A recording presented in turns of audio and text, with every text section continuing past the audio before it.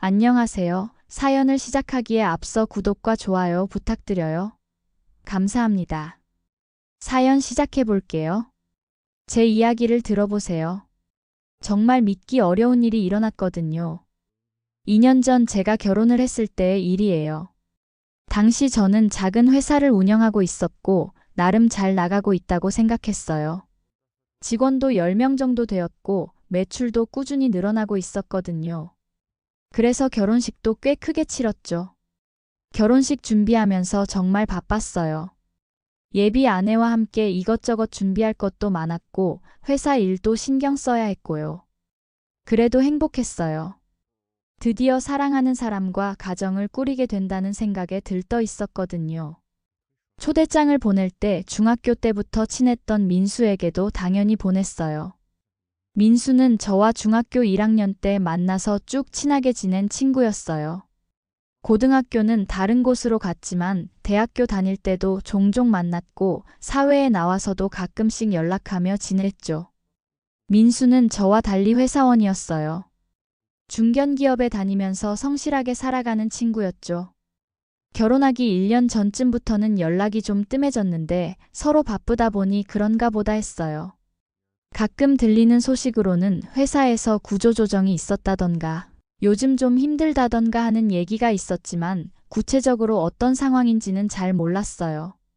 결혼식 당일이 다가왔어요. 아침부터 정신없이 바빴죠. 웨딩홀에 도착해서 리허설도 하고 사진도 찍고 하객들을 맞이할 준비도 하고요.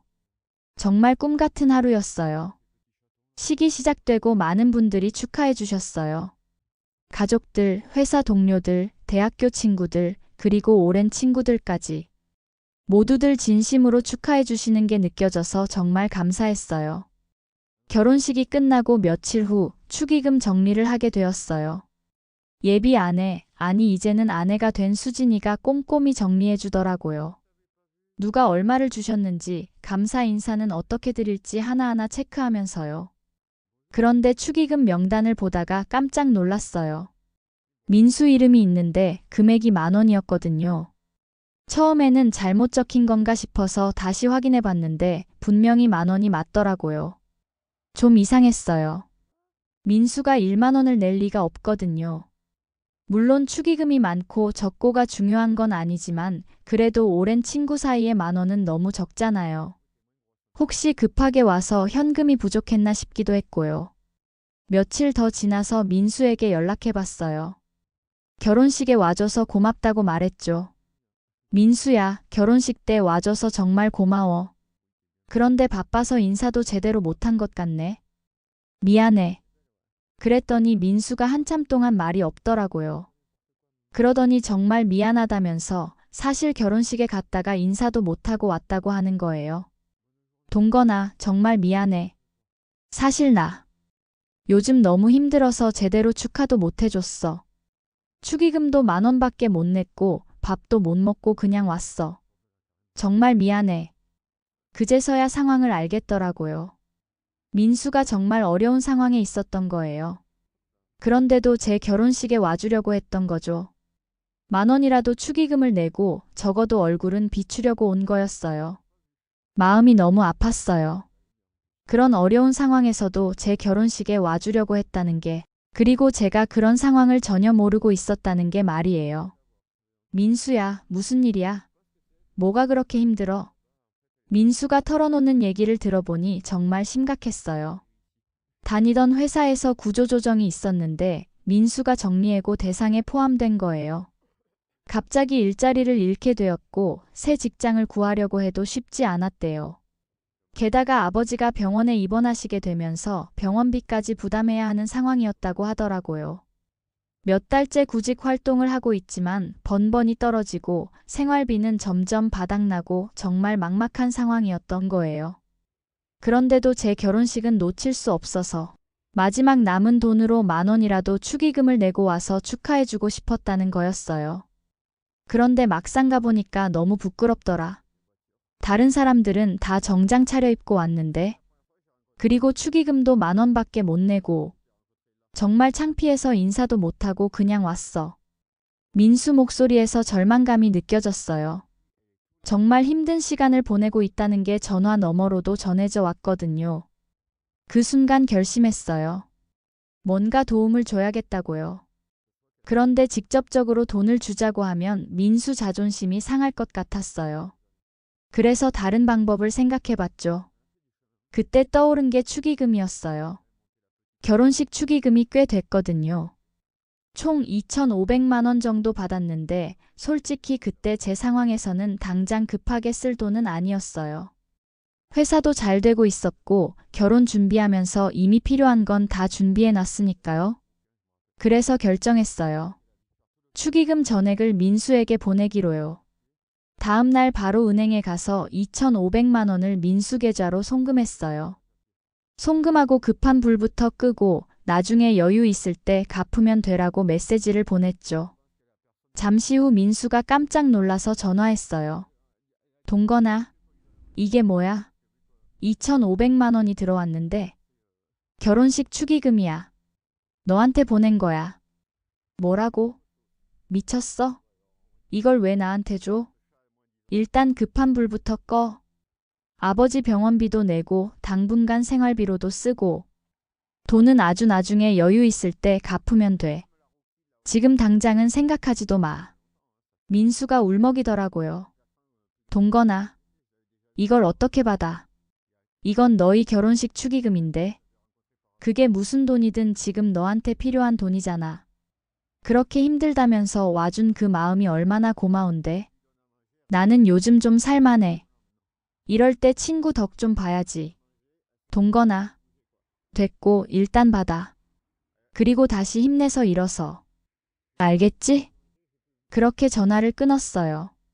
민수가 계속 고맙다고 미안하다고 하더라고요. 사실 수진이한테는 미리 얘기했어요. 민수 상황을 설명하고 축의금을 좀 나눠주고 싶다고 했죠. 수진이도 흔쾌히 동의해줬어요. 그 후로 민수와는 가끔씩 연락했어요. 처음에는 정말 고맙다고 이 은혜를 어떻게 갚을지 모르겠다고 하더라고요. 아버지 병원비도 낼 수 있었고 당분간 생활비 걱정 없이 구직 활동에 집중할 수 있게 되었다고 했어요. 몇 달 후에 민수가 새 직장을 구했다고 연락 왔어요. 이전보다는 작은 회사지만 그래도 안정적인 일자리를 찾은 거였어요. 정말 기뻤죠. 동건아, 정말 고맙다. 다 너 덕분이야. 그때 내가 도와주지 않았으면 진짜 무너졌을 거야. 사실 포기하려고 했거든. 그런데 내 도움으로 숨통이 트이니까 다시 힘을 낼 수 있었어. 정말 고마워. 민수가 점점 안정을 찾아가는 모습을 보니 정말 뿌듯했어요. 가끔씩 안부 전화도 하고 만나서 식사도 하곤 했죠. 예전의 밝은 모습을 되찾아가는 것 같아서 좋았어요. 1년쯤 지났을 때 민수가 승진했다고 연락 왔어요. 새 회사에서 정말 열심히 일했나 봐요. 성과를 인정받아서 팀장으로 승진한 거였어요.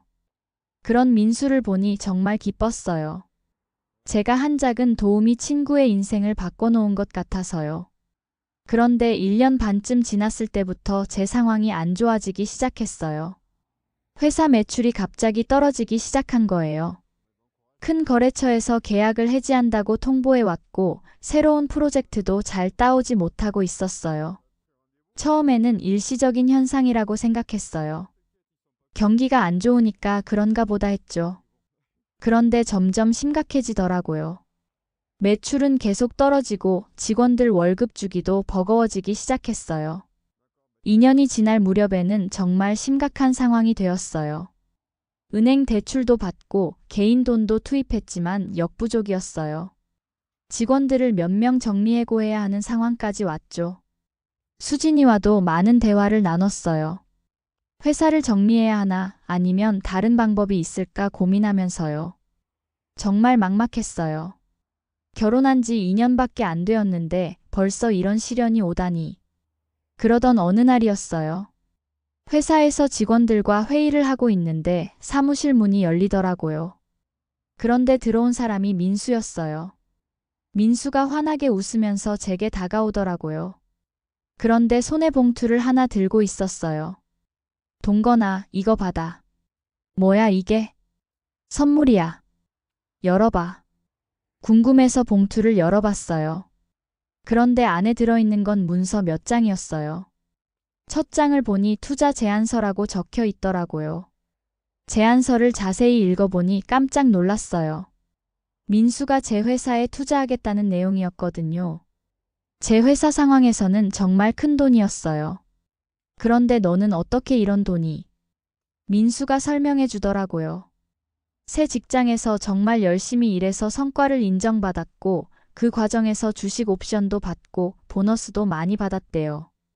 게다가 부동산 투자도 조금씩 해서 수익을 낸 것들이 쌓여서 어느 정도 여유가 생겼다는 거였어요. 동건아, 2년 전 네가 나한테 해준 말 기억나? 급한 불부터 끄라고 나중에 여유 있을 때 갚으면 된다고 했잖아. 그런데 사실 그때 네가 준 건 돈만 아니었어. 희망을 준 거였어. 민수가 진지하게 말하더라고요. 사실 그때 나는 정말 포기하려고 했어. 모든 게 막막하고 앞이 안 보이고. 그런데 네가 도와주면서 말한 거야. 다시 힘내서 일어서라고. 그 말이 정말 큰 힘이 되었어. 그래서 포기하지 않고 다시 뛸 수 있었던 거야. 정말 감동적이었어요. 제가 어려울 때 도와줬던 친구가 이제는 제가 어려울 때 도와주러 온 거였어요. 그런데 이 돈. 정말 괜찮아? 괜찮어. 나도 이제 좀 여유가 생겼어. 그리고 너 회사 내가 좀 알아보니까 투자 가치가 있다고 생각했어. 분명 다시 일어설 수 있을 거야. 제안서 내용을 자세히 보니 정말 체계적으로 작성되어 있었어요. 단순히 돈만 주는 게 아니라 제대로 된 투자였어요. 민수야, 정말 고마워. 내가 이 도움을 받아도 되는지 모르겠다. 동건아, 그때 네가 나한테 한 말 기억나? 나는 요즘 좀 살만해. 이럴 때 친구 덕 좀 봐야지라고 했잖아. 이제 내가 그 말을 너한테 하고 싶어. 나도 이제 좀 살만해. 이럴 때 친구 덕 좀 봐. 그 순간 정말 울컥했어요. 제가 2년 전에 했던 말을 그대로 돌려받는 기분이었거든요. 민수의 배려가 느껴졌어요.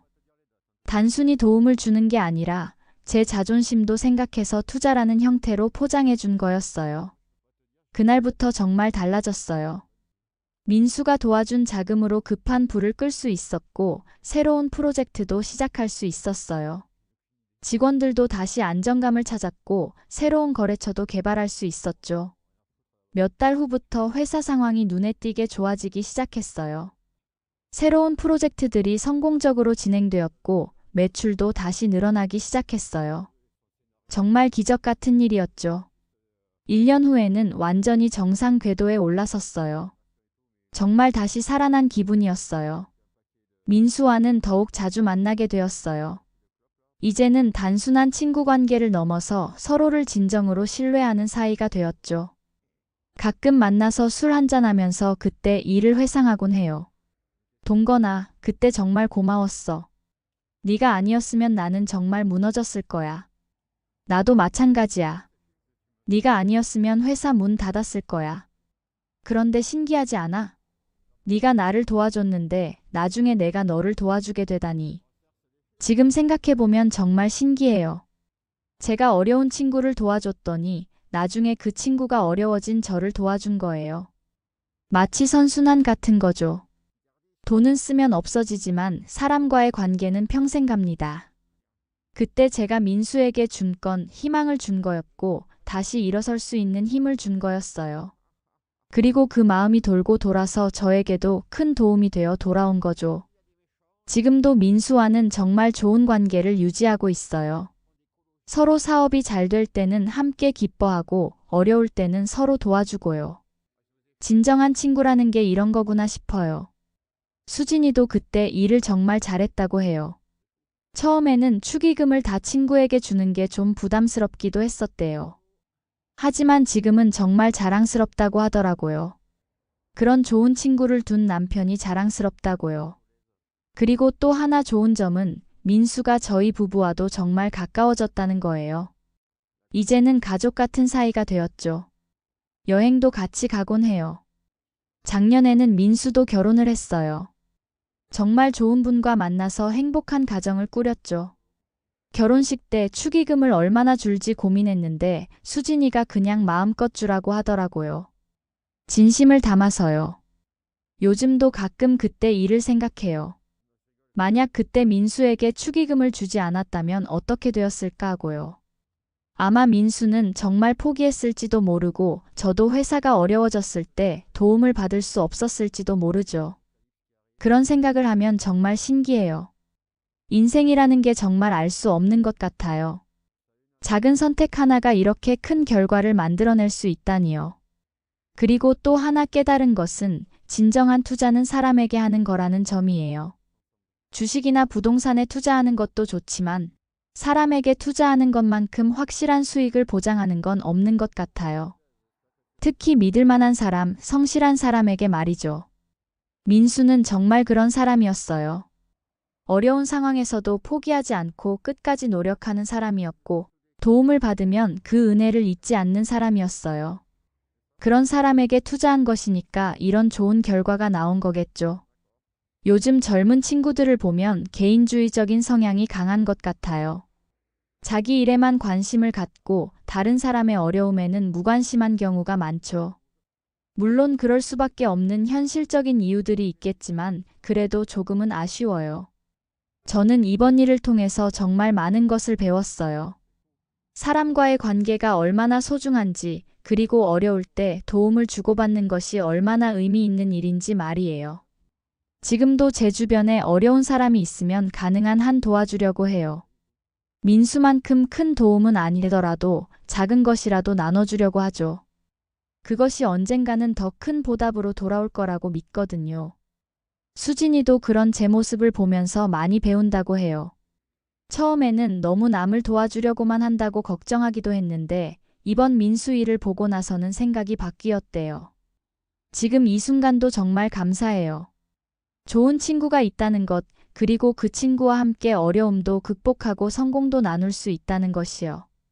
이보다 더 큰 행복이 어디 있겠어요.